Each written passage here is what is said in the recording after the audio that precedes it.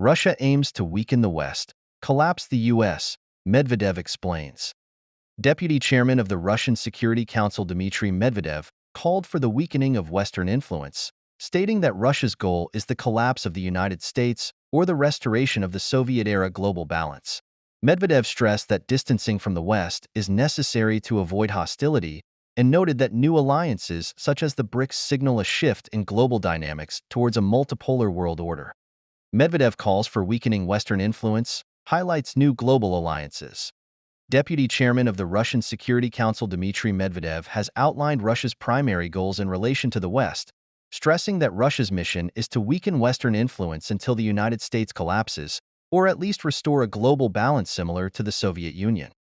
In a post on his Telegram channel on Monday, Medvedev noted that Russia's goals are in line with policies that have been in place for more than a century. Quoting a Russian poet, Medvedev argued that the only real Russian policy towards Western countries is not alliance with one or another of these powers, but separation and rupture with them, and argued that Russia could avoid hostility towards the West only by distancing itself from the West. He argued that Western antagonism towards Moscow would diminish, of course, never out of conviction, but out of incompetence. Unfortunately, nothing has changed over the past 160 years, he emphasized. The tasks remain the same: the maximum weakening and reduction of the West, including Europe.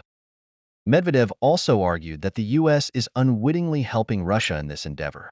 The U.S., because its goal is to dominate the old world and the rest of the world, helps Moscow pursue its goals.